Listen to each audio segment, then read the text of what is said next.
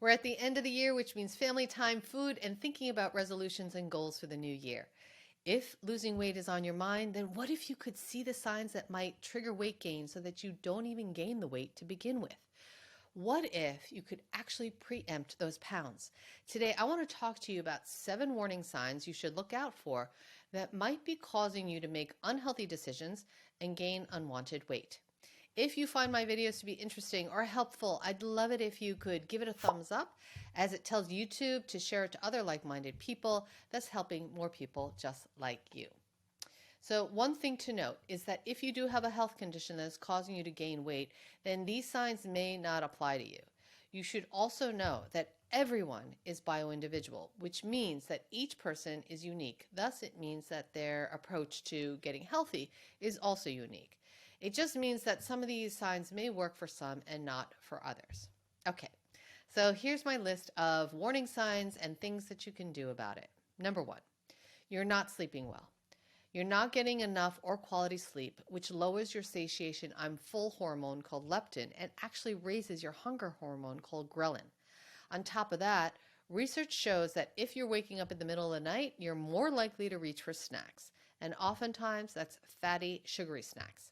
I'm looking at you, peanut butter and jelly sandwich midnight eaters. In a recent study, 2 main factors in being able to lose weight was sleep schedule consistency and getting more than 6 hours of sleep a night, especially as one gets older. Crazy, right? So what should you do if your sleep sucks? Here are a few things that you can do to get better sleep hygiene. Go to bed and wake up at the same time every day, and generally wake up with the sun. You want to get your circadian rhythm functioning well. Avoid alcohol or caffeine at least 3 hours before bedtime. Turn off your computers and other screens at least 1 hour before you plan to go to bed.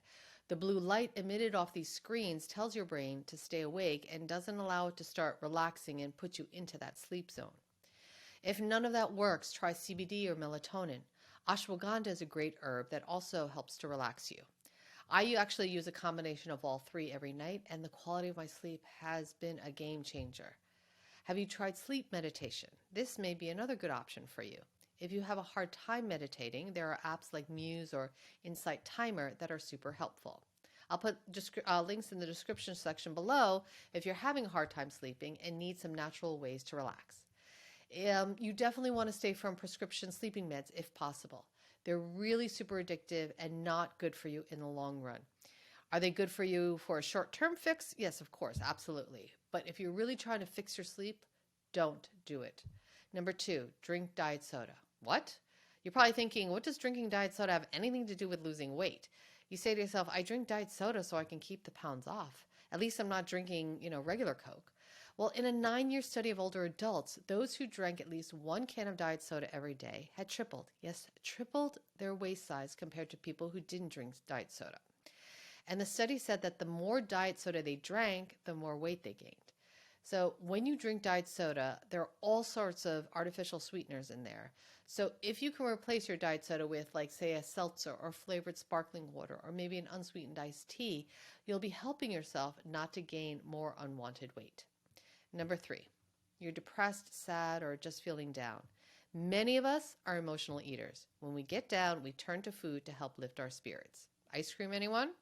When we eat foods like ice cream or donuts, it's actually like opiates in our brains, and then our brain tells us to eat more of that food.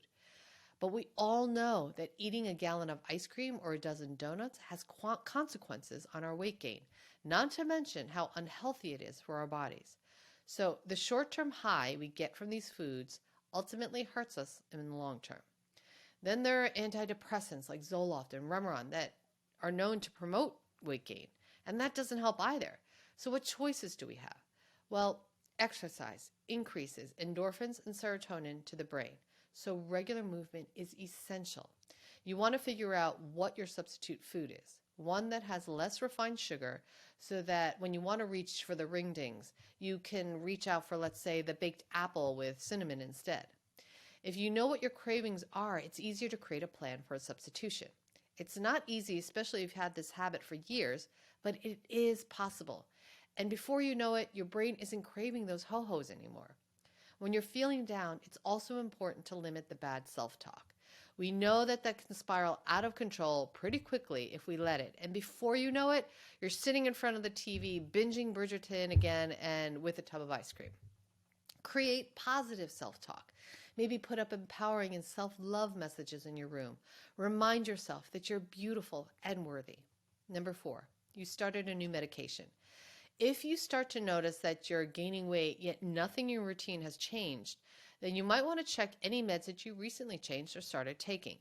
For example, research has shown that people who take non-sedating antihistamines like Allegra or Clarinex long-term are more likely to be heavier and have larger waistlines, believe it or not. The reason isn't clear, but there is evidence that blocking the production of histamine may trigger your brain to think that it's actually hungrier. Crazy, right?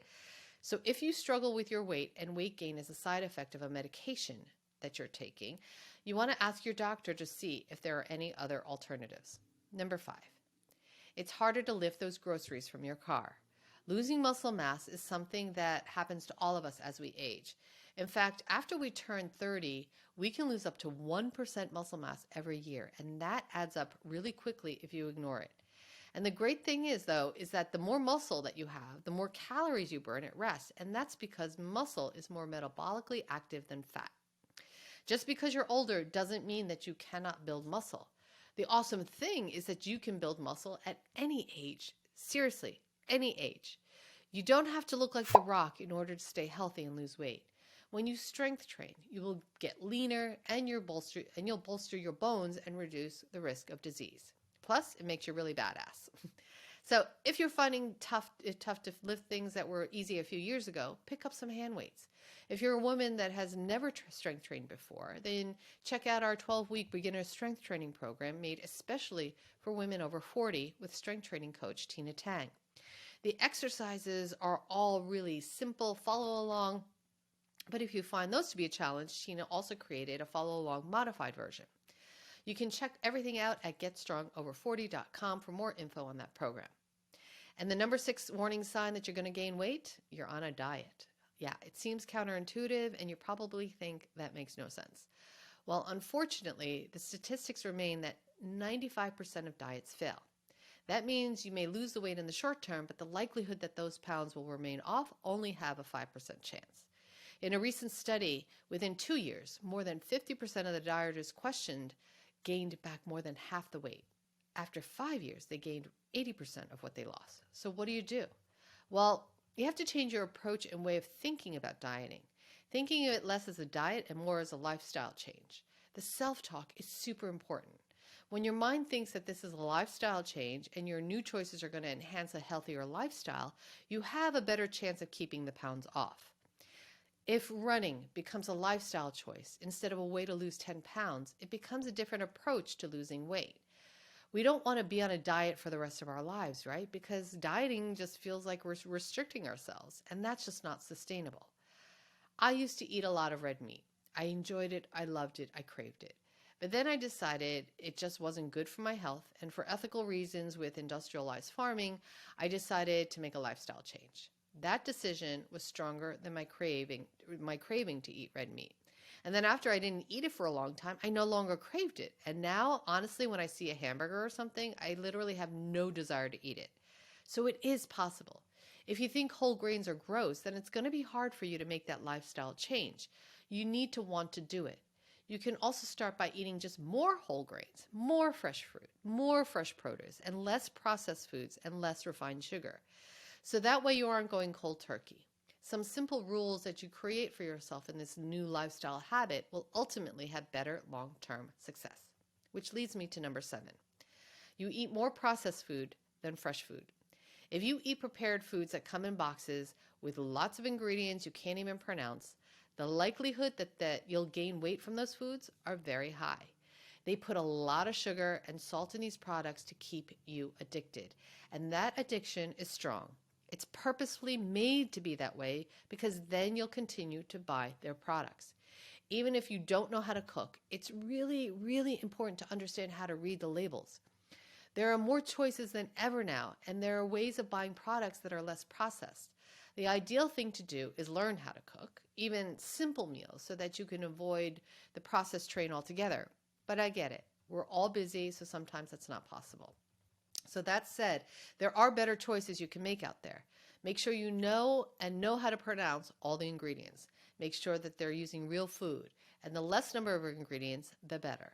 So there you have it, my 7 warning signs that you're about to gain weight. If you have other signs you'd like to suggest and want to share, please do so in the comments section. Losing unwanted weight is only one small part of creating a healthier lifestyle, and prevention is a great way to get there. If you're liking these videos, be sure to give it a thumbs up. Thank you so much for watching, and we'll see you soon. Happy holidays and Happy New Year, everyone.